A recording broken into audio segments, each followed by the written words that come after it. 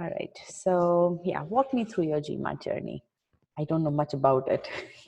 Yeah, I'll try to keep it brief. Mm-hmm. So I first attempted it in the middle of my work, and trying to take out maybe 2 weeks from my regular work, and I was actually engaged in a pilot, and I work at a company called Musigma, right? So I was engaged in a What's the name of pilot. the company? What's the Musigma, name? Musigma, Mu Sigma. Okay. And what do you guys do? a data analytics company. You can think of it as consulting, Okay. pretty much.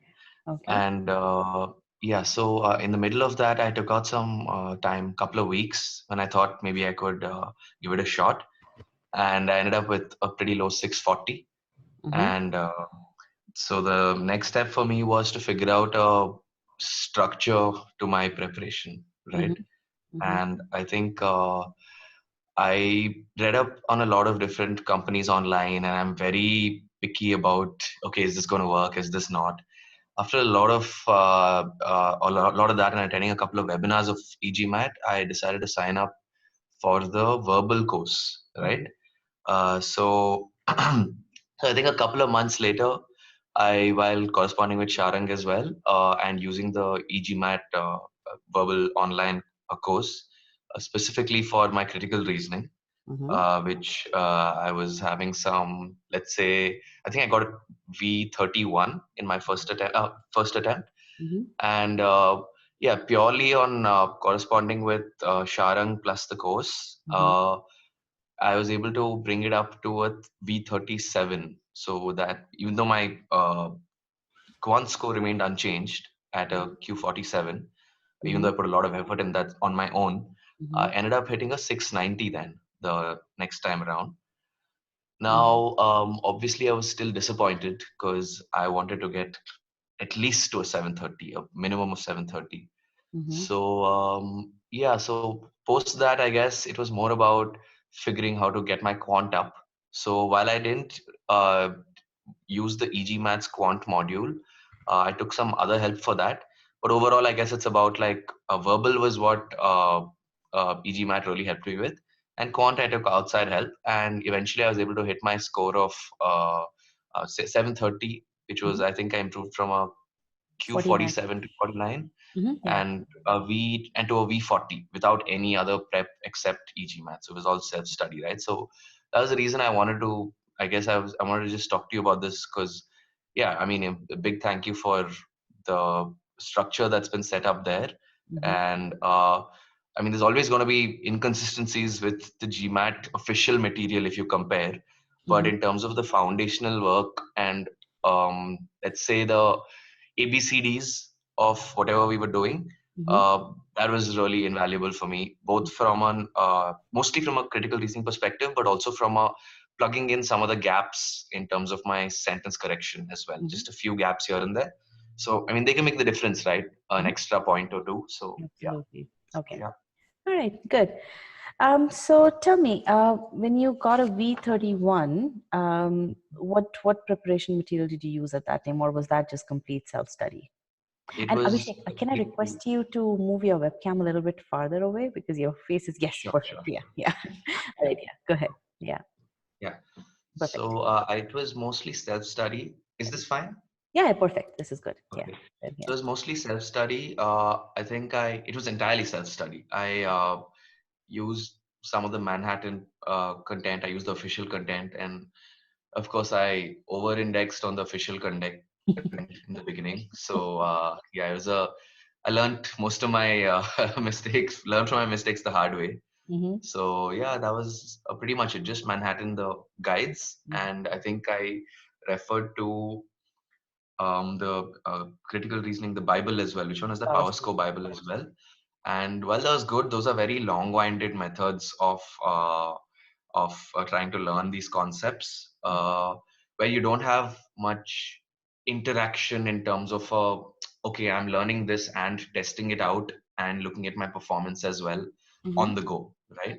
Mm-hmm. So that was something that immediately like struck me as, okay, this is the kind of coursework that I would like to engage in, right? Engaging and constantly like learning and applying. Mm-hmm. So Right. That was the difference for me. So with the Yeah, books, you only learn the concepts. You don't get to apply them, and plus you exactly. don't Yeah, get any and feedback. there's no feedback. There's no feedback. That's the main Yeah. thing. Yeah. All right. Good. So, so you utilize the feedback. You methods worked for you. So I believe you're saying for CR, the pre-thinking method worked for you. So would you like to Definitely. elaborate a bit on that? Absolutely. Yeah. So in most other uh, uh, test prep content that's present, it's more about, okay, if you see this kind of a problem, these are the different types that you might get. And typically this is they tell you a method, right? Whereas when I was working with the e-GMAT module and the way it was structured as well, it's right from the beginning. I think they start off with the inference module. Mhm. They set the premise for applying your own mind to each question stem as you see it, each stimulus as a question stem as you see them, without necessarily having a set of steps per se for each problem type, right? There's a common underlying principle that your course builds on right from the inference till the last module, where you go across the entire spectrum of strength and weaken and everything.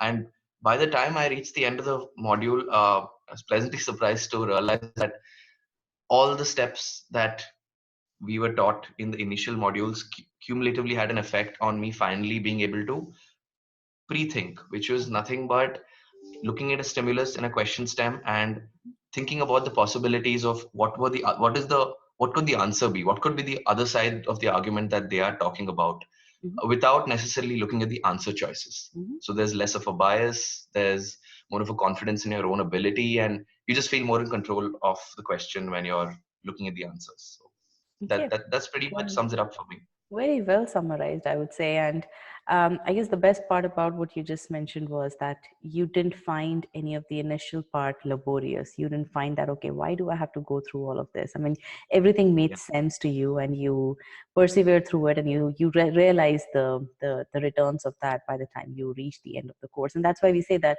if you do the course the right way, whatever be your starting point, you'll hit at least that 70th or 75th percentile by the time you finish the course, if not more than that. And then that's true. utilize, and that's what you experienced as well, right?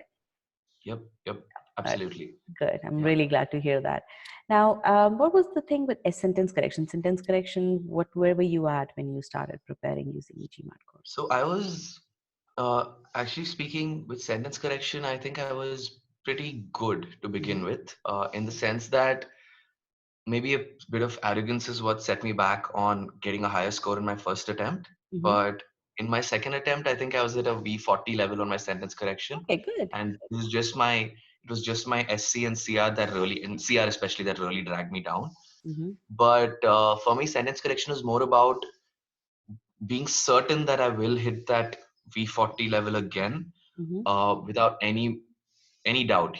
So in fact, I feel on the final day, I might have actually done well above V40 in my sentence correction and probably balanced it out with my critical reasoning, maybe a little less. You didn't order your So ESR. yeah. Sorry. You haven't No, I ordered haven't your got my ESR. ESR for my latest attempt, But because I have mean you I've ordered it already. or no? Have I you ordered haven't. it? I haven't. I haven't. I You haven't. haven't yet. Yeah. It's okay. It's you got your target score. So yeah. Exactly. I mean, I was like, I guess it's time to draw the line. I don't need to keep going back and. All right. Okay. So tell me about reading comprehension. You haven't done much of reading comprehension, right? I noticed you went Yeah. through certain concept files, but not the whole course. Correct. So the thing about reading comprehension was, there were a lot of different approaches online, Mm-hmm. different test prep companies, different philosophies. So what I did for reading comprehension was, I mean, while the content is still important for you to practice from, good content, apart from finding that in the different free plus e-GMAT and other official resources available, the key thing for me in reading comprehension was about taking away the positives of what works for me step by step from every interaction I had with any test prep company, Mm-hmm. right? Be it e-GMAT's module, where they have certain pointers that might have been useful to me, be it Veritas, be it the some of the tips that you get from the official online guides. Mm-hmm. It was more of a step by step strategy that was formed over time, rather than okay, these are the rules and steps Right. that you have and this is what you have, apply it. But the key thing for me was to, and this slightly goes against the the methods that e-GMAT have mentioned, but it's more around, for me, I found not really skimming, but sort of doing a high level overview of it and capturing the tone and the sort of who's has what point of view, and then really deep diving into the answers based on the question at the end, right? Mhm. So this was the method that really worked for me, and I tested it out quite a few times. Mhm. So yeah, but I guess there's no one method that's going to work for everyone. Why that While method that worked for maybe you? we help you. Sorry, Do you know why that method worked for you? oh, do tell. Because you were already very much in tune with how to read a sentence to understand its meaning. You'd already mastered the critical reasoning understanding of the argument. So once you Yeah. master SC and CR, RC becomes a cakewalk, right? And the only Mhm. reason why we have those strategies for RC is because people who don't master those, I mean, you have to engage with the content, right? I mean, with you, when you were skimming through the content, when you were trying to find the tone, you were still understanding what the passage was telling you. It's just that Right, you right. weren't consciously, you weren't reading as slowly as another person would read, whose Mhm. comprehension is not as strong as you as yours. So in your case, you already had a strong comprehension, and that's why this strategy worked for you. Does that Yeah, make I sense or think, no? Hmm. yeah, that does make sense. That does make sense. In fact, it's quite interesting how the interplay between my critical reasoning and my reading comprehension, what I picked up from here and applied to my reading comprehension, as well as what I took from my reading comprehension learnings and applied to my critical reasoning, is Absolutely, yeah. they were both hand in hand. So Yeah, you're right. Yeah. absolutely. Yeah. And it's all about comprehension, right? I mean, it's just you have Yep. to. The mistake that students do is that they feel that okay, they have to rely on the answer choices to find clues, or somehow the answer choices are going to help them. And the strategies which float around that okay, do fast reading, skim through the first line, the last Yeah. line. I mean, those strategies they don't work for sure on GMAT. At Yeah. least because again GMAT passages are very logically written, so all right, Right. sounds good. Tell me about Scholaranium. Scholaranium. Yes. So, in fact, I don't know. After a point, I guess the Scholaranium was even more valuable than the course itself for me, Mm-hmm. for my verbal practice, right? Because especially because of the verbal ability quizzes, right? Mm-hmm. Uh, and I know you're speaking about Scholaranium in general, but I would like to talk about the verbal ability quiz as Mm-hmm. a whole, Mm-hmm. because I had already exhausted my official content and I really needed to sort of benchmark what my level is at, right? Mm-hmm. And the confidence that I got before heading into the exam for verbal, a sort of validation, if you would, was that I was able to actually correlate, for example, my Manhattan verbal scores with this. Mm-hmm. And while Manhattan felt a little tougher, a little different, and this felt a little more correct, even if it might be a little easier than the actual official content. Mm-hmm. So I was hitting, I think, a V42 or a V43, if I'm not wrong, in my verbal ability quiz. So that gave me that extra confidence because my the ability quiz score was more or less in sync with my Manhattan or official scores as I was taking them when I had it in the past, right? So I trusted it and it sort of paid off because gave me that much needed confidence, even if I Mm-hmm. didn't have an official mock to use. It's really And good to that's hear. pretty much that's pretty much all I relied on as an assessment metric. No other material before giving my final attempt. So That's very yeah, interesting. So you utilized verbal ability quiz as a mock test when you had exhausted your absolutely, official. absolutely. That's Yeah, really yeah, amazing. Now, yeah. I did notice that you didn't take Sigma X mock. You just took two Sigma X mock tests. Was there a reason for that? Yeah, actually there is. So, the first Sigma X mock I took was in fact, before I even started Enrolled. working with e-GMAT. It was quite, yeah, and that was a pretty jarring experience, not having properly grasped the concept because it's a little harder. But the second mock that I took, it was a good mock for me in terms of it gave me a good simulation of the test, a proper mock or the test itself. I think I did. The connection broke for a bit. So tell me again. Yeah, You said that you liked the mock experience, but what did you not like about it? Yes, I think. I did not really like the. There's something. In fact, I can't pinpoint this, but because I haven't really gone back and analyzed why is it that I didn't like this, but something to do with the nature of the some of the quant questions. So They you were didn't like the quant tough. questions. Verbal was okay for you. Yeah, verbal was great. Oh, Verbal was verbal was great. okay. Yeah. Quant questions, okay. Yeah, yeah. So the quant questions were a little long-winded, similar to how the Manhattan quant questions are. I Hmm. understand why test prep companies seem to do that, but it No, still no, took the thing away from the simplicity of a GMAT question, right?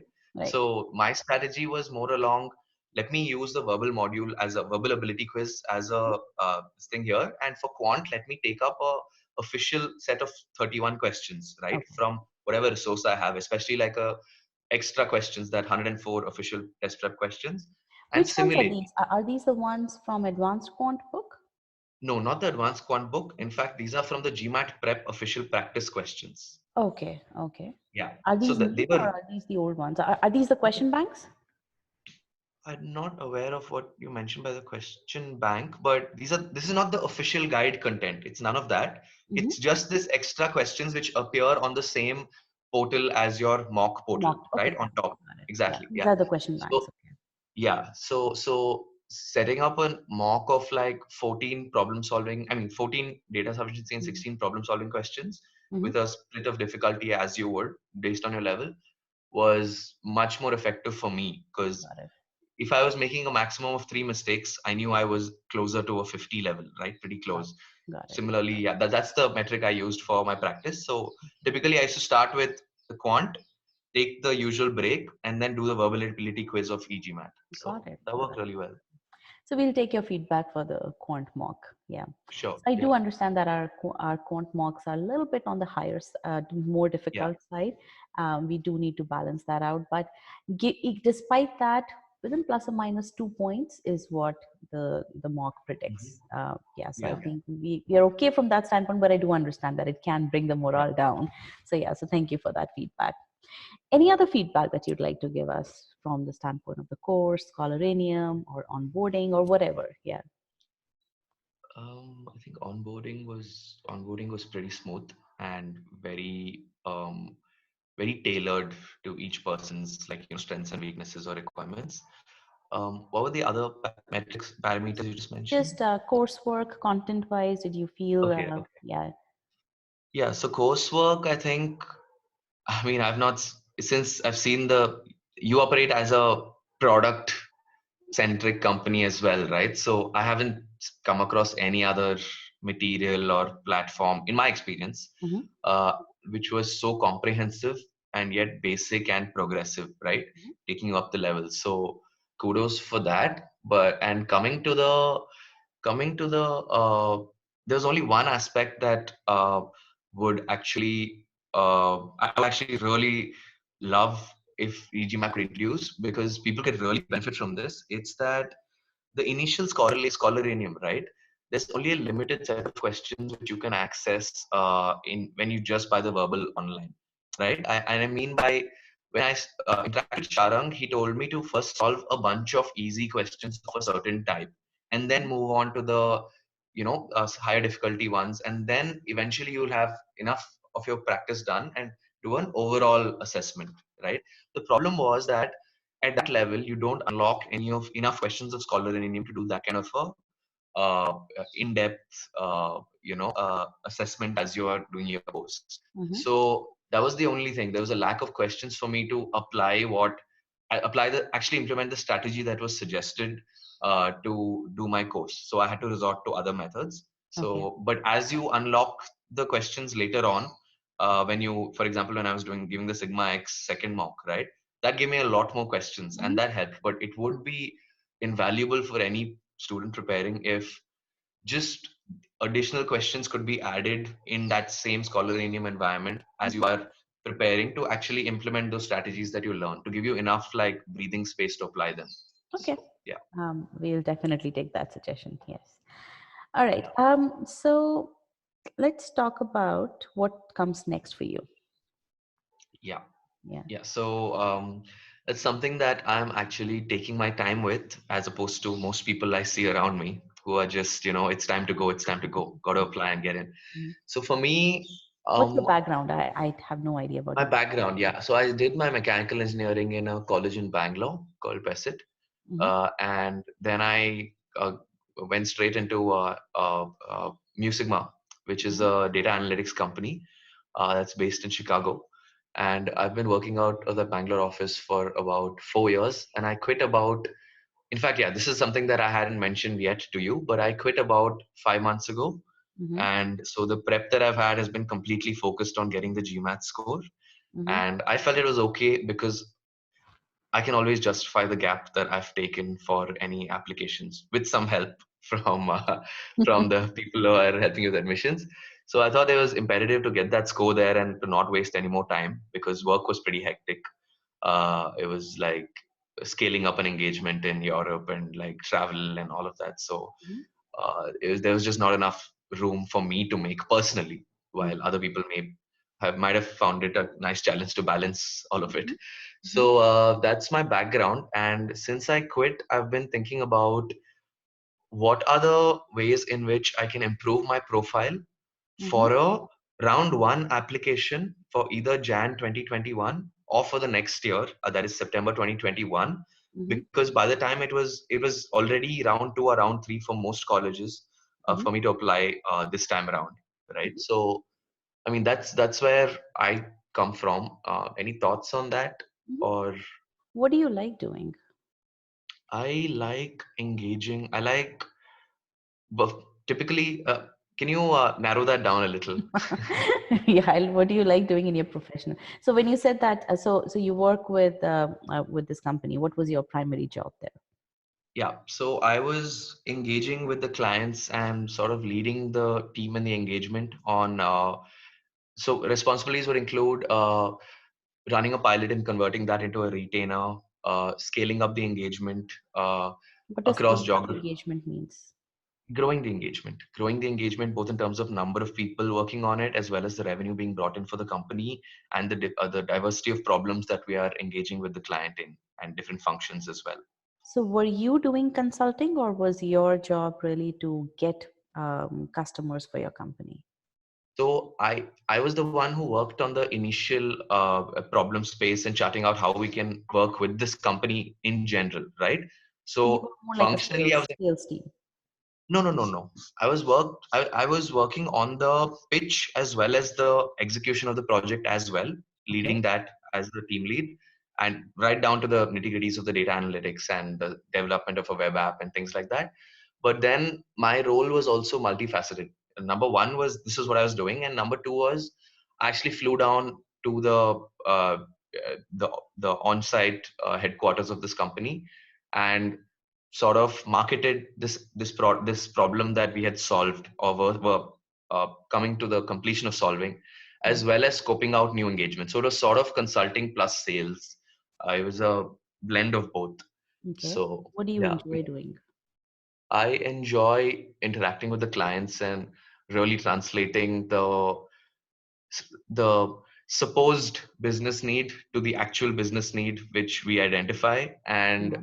Very well really said. translating. Suppose it versus the actual. Yeah. Yeah, and really making the clients comfortable through that whole process Mm. and trusting the way we solve it, as well as implementing whatever needs we've identified into an actionable business problem, right, from which you can derive benefits, right? Okay. So I really enjoy doing that, and in a simpler way, I just really enjoy interacting with people and getting the best out of them, including myself, right? So I love that interplay. So yeah.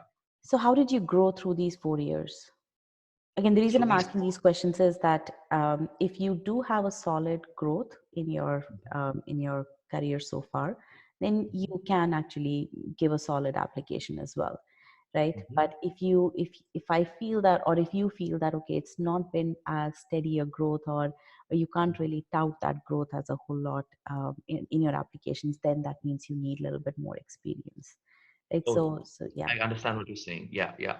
So let me just summarize it as succinctly as possible. Yeah. So when we begin, let's say I was more of a analyst and a scientist, still learning the ropes, right? Mhm. So worked with an advertising company. I mean, whatever, with one of the largest search platforms, not advertising company, sorry. And through the progression from there, went on to sales, and then back into it's sort of into a growth phase, and then right back into analytics, right? And then right to the point where I was even going abroad and interacting directly with the clients and trying to get in new businesses. So, and eventually I did leave the company as a manager, right, in a span of 4 years. Mm-hmm. So I'd been a manager for about, I guess, a year in responsibilities and 6 months in title. Mm-hmm. So the growth is something that's definitely there, and that can come out in the story as well.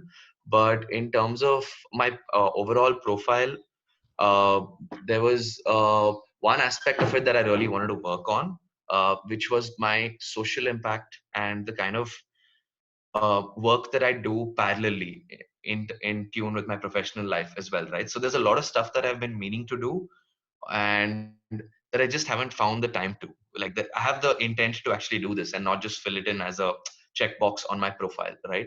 So I thought now would be a good time to anyway invest like 6 months to a year in finding my feet in really impactful social work, not just finding the nearest NGO, the most convenient NGO, right? Mm-hmm. So that's something that I wanted to dip my toes into and get a flavor of and actually make some impact. And at the end of the day, it adds to my story as well, my profile as well. So that's the reason I thought that would be a good idea. And the second reason why I thought it would be a good idea is I wanted to apply to INSEAD as well. Mm-hmm. And so that would be like a dream school for me to get into, and it would take some effort and tailoring to get there.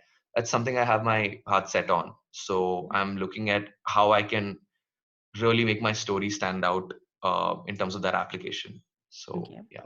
So, do you want to do the social work because it's a requirement, or is your heart really set on it? It's two things. It is a requirement as well. So I guess it's a win-win because it's a requirement for my profile as well.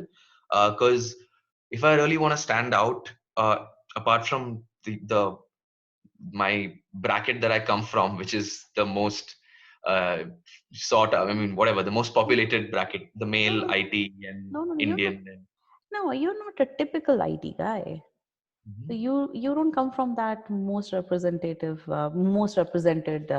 bracket. No, not at all. You're not a typical IT guy. Yeah. Okay, okay. Okay. Because I just thought that's how it's bucketed when people No, no. look at it.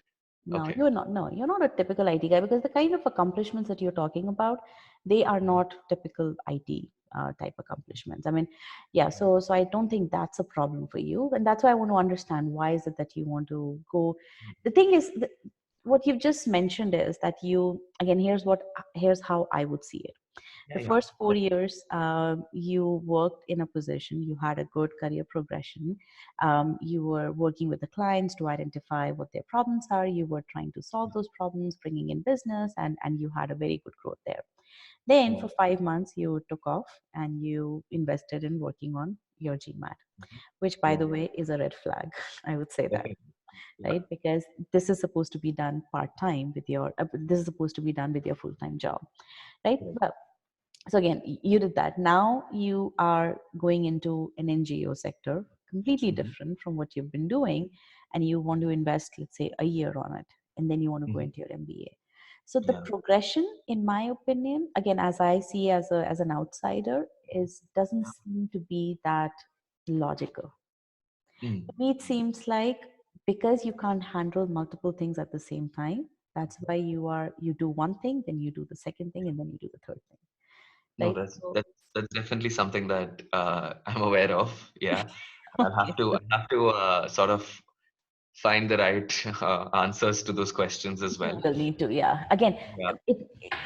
you can explain. Again, it's not possible for everyone to prepare for GMAT given the um, given your work commitments and all that. So again, you can always explain that, but again, as a third person, that comes very very obviously. I mean, this is the kind of Oh thing. yeah, yeah, yeah. Definitely, Yeah. definitely. In fact, I have a 50% of an answer there already. In fact, at the time when I wanted to sit down and focus on my getting my GMAT done, I would have had to actually do the whole process of moving abroad and being on site in a role for my company, which is a lot more demanding, and obviously there's a huge learning opportunity there, Mhm. but I mean, the learning is not going to stop either way, right? It's you can pick them at different points. And I felt it was the right time to really invest in GMAT. And there was no middle ground of continuing with the company Okay. All as right. in a, so that's the, You didn't want to do uh, a half-hearted job there, which is good. exactly. I didn't Yeah. want either fronts to be affected, either the company front or the GMAT front, because it was time. And yeah, so that's That's a one. convincing answer. Yeah. Yeah, thanks. Let's hope they think so too. No, it But is. Again, they are all logical people there, and they are all, and again, admission consultants or application committees. I mean, they're all real human beings sitting behind the computer, right? So, and they're all logical. So, yeah, it makes sense to me. Yeah. All right, go ahead. yeah. Next one. And the other part is that I would be taking more horizontal learnings from my company, which would be like things like identifying people's strengths and weaknesses, general things, and designing programs end to end and implementing them, right? And interfacing with these clients in the basically the companies in the working with these NGOs uh, to help individuals upskill themselves, to help disabled people sort of really find their place in society as people who are able to contribute productively to the society, right? So I wanted to sort of engage in NGO work related to that, which is done in a very serious manner. It's not, I mean, it's a proper end-to-end process that they follow. So Mhm. the skills that I've picked up in my 4 years will be applicable here. Maybe not as a core data scientist and data analytics perspective, but definitely in terms of a people and business perspective, and getting the most out of people and finding them, making them fit in the right place, right, in society. So that was the motivation behind the NGO work that I wanted to take up. As I found that this was a bridge I was able to make from the work that I have and how I can put my skills to best use, Mhm. which aligns with my interests as well. Mhm. So that's the thought process behind That taking up makes this sense. kind of work. So That yeah, does make sense. All right. yeah. So So you wouldn't want to work for e-GMAT. well, let's. I'm still exploring my NG opportunities, so let's see. Let's see. I mean, GMAT was a thorough learning curve for me as well. So any association with it, even with e-GMAT, Mhm. I mean, I wouldn't be close to it. So let's see. Depends on how much I'm able to do with my time, right? We have a lot of time in the day, so it's Mhm. more about can I balance this with that. It's not a question of Okay, so again, the reason I'm asking is that you have a certain background which we can definitely utilize at e-GMAT. In fact, you yeah, spoke to Sharang. So Sharang, so I was doing a success story interview with him, and I yeah, recognized he had a certain skill set, and we got to talking, and then right now he's been working with us since the last year. So he's right yeah. now applying for his he's already done with his application. So yeah, Got it. he'll be with us till May or June of this year. So yeah, Okay. so if you are interested in exploring certain opportunities with us, we are in a major hiring Mhm. period right now. So let me know, Okay. and I can put you in touch with somebody from the company who can walk you All through. right. Yeah, but I Yeah. see that your heart is set on the NGO piece, so that's why I wanted to probe into that a little bit before popping the question here. No, I So mean, I appreciate that. But I mean, see, at the end of the day, if I've given the kind of role, I have no idea about nothing set in stone right now, right? I don't know how many hours of my day are going to go into the NGO work this is going to be full time work with e-GMAT.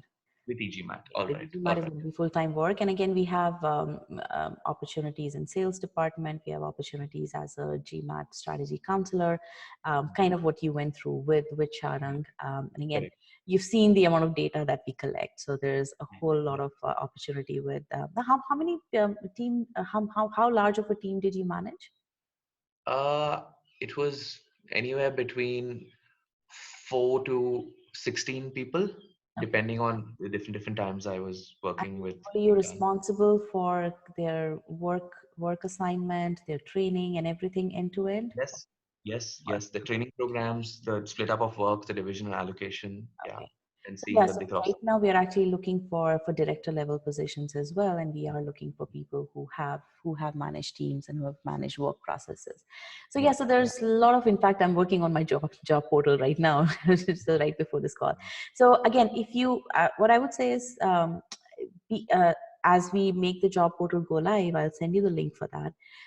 If you look at it, see, I know that once your heart gets set on NGO, it's hard to think about something else, but just something for you to ponder about in case you're interested. Yeah, But I this, definitely yeah, appreciate yeah. it. All right. Well, debrief and reviews. Yeah. Would you be willing to write one? Yeah, I guess definitely. Yeah. Try out your storytelling. You basically you have explained everything very well to me. The way you expressed the benefit that you saw with the GMAT, the structured course, and everything. I think you will write a very good debrief, and I think that's very important. Again, it's important for us. It's very important for students outside, because students really get in the whirlwind of all the content that's available there, all the free content, and they don't use the content in the right manner. And, Yes. I go on GMAT Lab and I see students asking questions about how many questions should you solve, how many Yeah. hours should you prepare. I mean, those are not the right questions at all. And that's Yeah. why I feel my heart aches when I see those questions. And that's why whenever we talk to successful students, we really want them to spread the word, so that they can Yeah. ease the preparation for other people.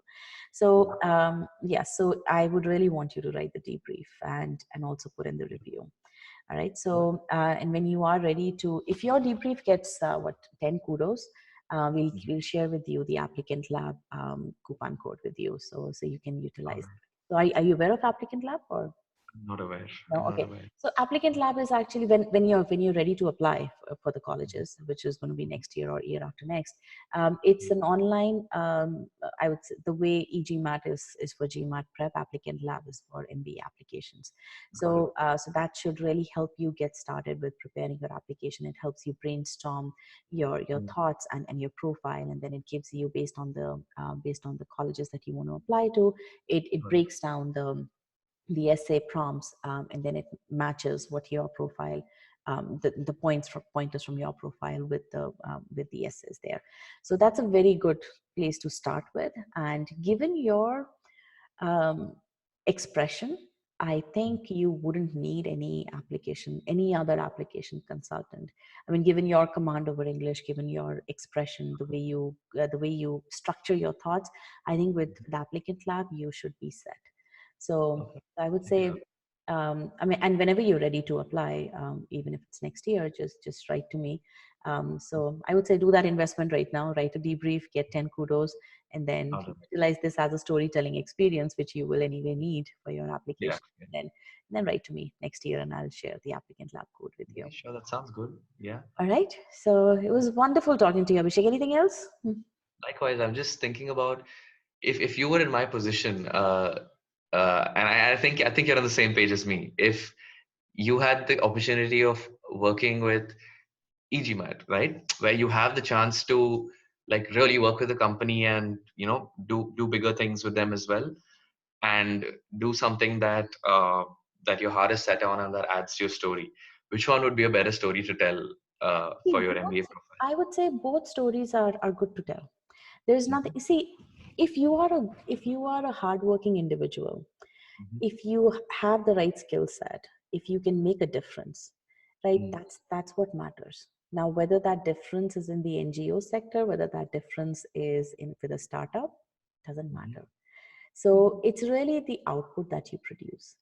Yeah, But that being said, you need to feel you need to feel happy about what you're doing, right? that's true. Yeah, That's why I'm saying I'm not pressing on you a whole yeah, lot yeah. to look into these positions, but at the same time, um, work with us for a year and then go with the NGO option for another year, right? So again, it's you what 4 years out of college, right? So it's not like, Yeah, well, 5 to 6 years work ex would be really solid. Yeah, yeah. I don't know. It's I don't know how strongly you feel about the NGO part, but Yeah. given how you and I won't judge one way or the or another, right? Yeah, no, definitely. So It's not about that. yeah. So but yeah, I would say one thing, that if you do go through the hiring process here, I wouldn't want you to do this only for 5 to 6 months. I mean, spend at least a year, because that's the amount of time that you'll take to do stuff, to learn as much. Because there's one thing is for sure: once you join us, you want to learn a lot. So if you are a hardworking person, if you are skilled, there's no. I mean, Sharan, for example, he went from just being a sales guy, one-on-one sales guy, to setting up complete outbound sales processes. He trained personnel, and right now he's a subject matter expert as well, because he went through the course. He got a 760, I believe, and so he's been a GMAT strategy counselor. He's trained people both in GMAT strategy as well as in sales. He set up the entire outbound sales company department. I mean, that was a function which we didn't have, but he set that up. So there's no limit to growth if you work, if you do join us, but it's what you want to do. Yeah. No, I think that's I'm happy with that answer. It was very frank. It was nice. Yeah. So yeah, I'll think about it, because right now I'm speaking to the NGOs that I'm interested in for that specific work as well, and I'll get back to you.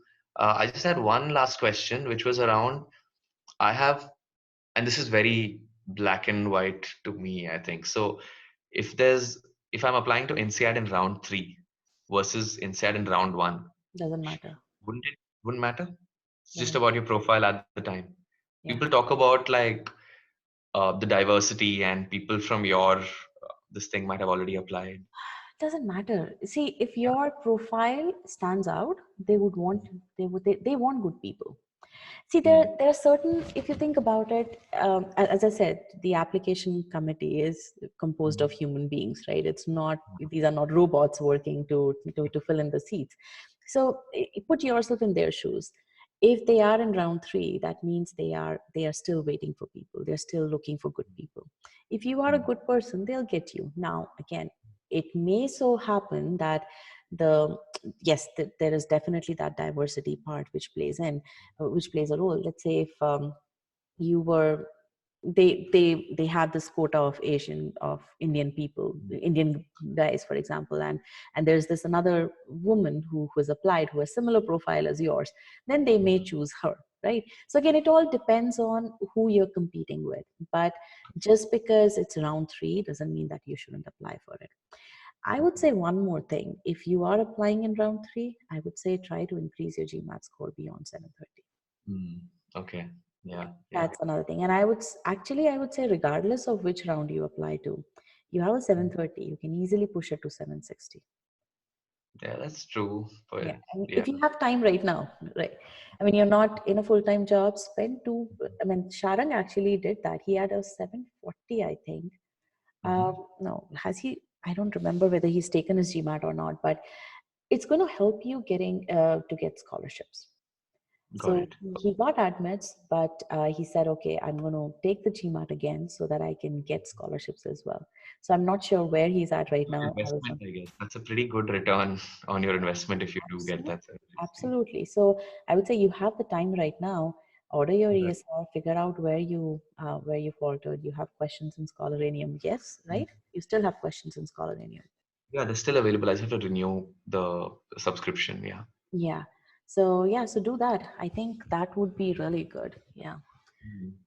Yeah, thanks for that. I'll actually revisit that, because I'd shelved that thinking there's actually there's a point where I was like, okay, I've gotten a 730, but I know I could have done better because I actually screwed up and got a 730. No, so quant, definitely Q49, you should target Q50.